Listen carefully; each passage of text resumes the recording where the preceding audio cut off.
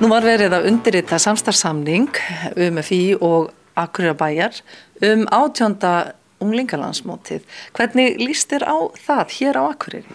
Alveg ljómandi vel og fagna því að mótið skuli vera komið til Akureyrar og ég nú búin að bera þá von í brjóstið svolítið tíma að það komi hingað til Akureyrar því að við heldum náttúrulega upp á 100 ára afmæli landsmóta með því að vera með landsmóti hér 2009, stóra landsmóti eins og við kallum.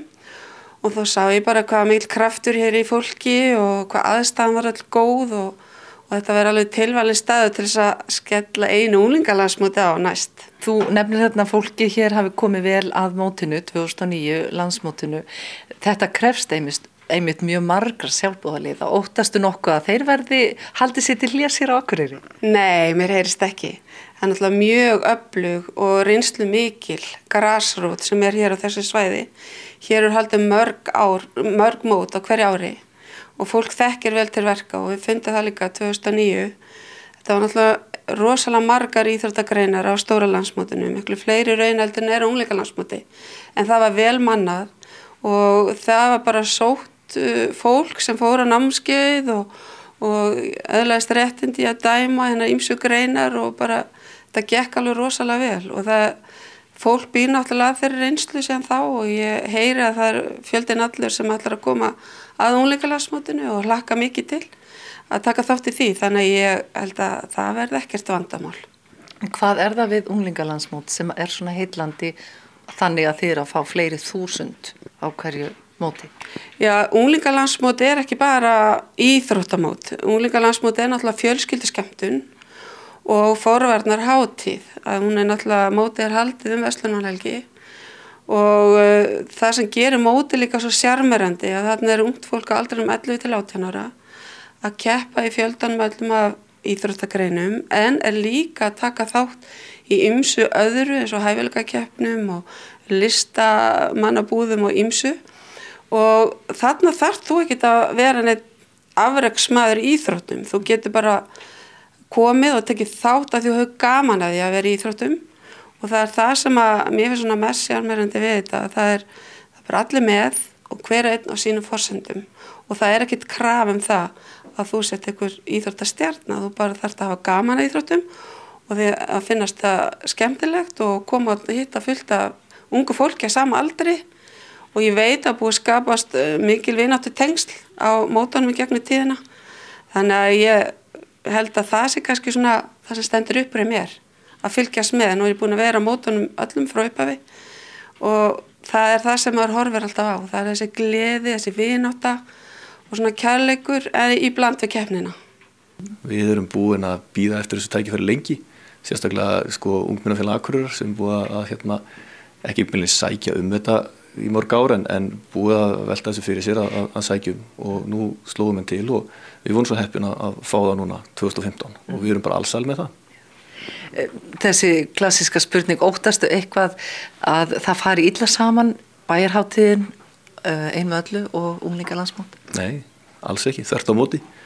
Þá hefur okkur tekist nú undanfarin ára að gera einmitt eina með öllu eða verslunarmannahelgin á Akureyri að fjölskylduhátíð og þess vegna fer þetta mjög vel saman og þetta á bara eftir að efla verslunarmannahelgina hér hjá okkur og eina með öllu og ég vona svo sannarlega að þetta er líka eftir að efla unglingalandsmótið því að hér höfum við ákveðin tækifæri sem ég held að við höfum ekki annar staðar. Það er að segja að það er mikil fjölbreytni í þetta stóru sveitarfélagi hér og hér er mjög rík í svona íþróttahefð.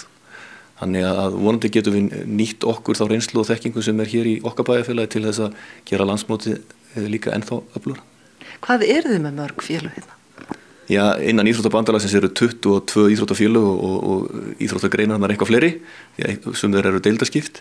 Þannig að við eigum alveg ábúðslega mikla möguleika á að vera með fjölbreytta dagskrá sem tengist á þessum íþróttagreinum og við erum búin að setja okkur í samband við flest íþróttafélögin í bænum og í gegnum íþróttabandalag Akureyrar því að þeir ætla að vinna þetta með okkur og auðvitað náttúrulega þarf að horfa til þess að þetta er verkefni fyrir börn og unglinga sem náttúrulega félögin hérna í bænum eru náttúrulega bara með starf fyrir fólk sem er eldra en það. Þannig að við höfum horft svona til þeirra félaga en aðalmáli er að fá félögin til liðs okkur og það er það sem við munum nýta okkur og þau eru tilbúin til þess að vinna með okkur. En það á hverju unglingalandsmóti einhver grein sem að svona, ég segja, kynningagrein sem að, eru þið búin að ákveða hver hún verður hér? Nei, ef ekki hafa hana svona leinó. Nei, það ekki búin að taka ákvörðun, það búin að ræða margar greinar og ég nota bara tækifæri og auglýsi eftir hugmyndum frá þeim sem að horfa á. En það kemur í ljós í sumar og auðvitað þurfum við alltaf að undirbúa þannig að við og sjálfsögðu að kynna þannig að þeir sem að stunda þá grein eða eins og reyndar nú kosturinn við unglingalandsmótin að það geta allir tekið þátt þó þessi ekki endilega stunda viðkomandi grein, það bara, fólk bara með, eða krakkarnir eru bara með. En það kemur í ljós hvaða grein þetta verður, en það verður alveg örugglega einhver kynningagrein. Það engin skortur á gistingu hérna og aðstöðu fyrir foreldra til að koma með? Nei, við höfum náttúrulega reiknum að sjálfsögðu með mikið af fólki og fólk sem ekki endilega að koma á unglingalandsmót, heldur bara að koma hingað í bæinn og við náttúrulega höfum hér góða aðstöðu til þess að taka á móti fólki í svona almenna gistingu. Það sem verður kannski púsluspilið og þarf að undirbúa vel, það náttúrulega tjaldsvæðin því að fólk vill á unglingalandsmóti koma og gista í fellihýsum sínum eða í tjöldum og það eitt af því sem við gerðum að samkomulagi við Ungmennafélag Íslands, það að vera með sérstakt svæði fyrir þá sem að gista, það að segja sérstakt tjaldsvæði og það munum við að sjálfsögðu standa við og byggja upp. Við höfum reynsluna frá landsmótinu 2009 og það gekk bara mjög vel, þannig ég reikna með að við byggjum á þeirra reynslu. Kostnaðarsamt að halda unglingalandsmót, þurfið þið að gera margt hér í bænum til að gangi upp?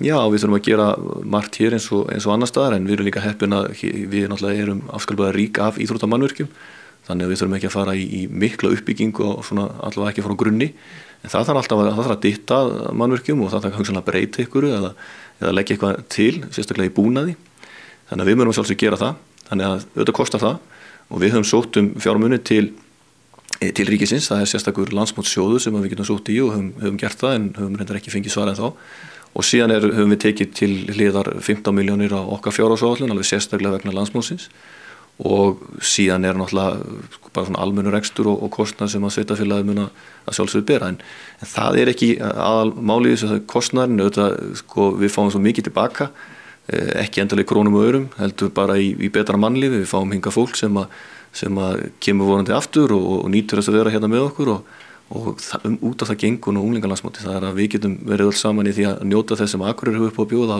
og þeir sem eru að keppa og reyna sig í þessum íþróttagreinum að þeir fá sem mest út úr þessu. Til þess unglingalandsmóti.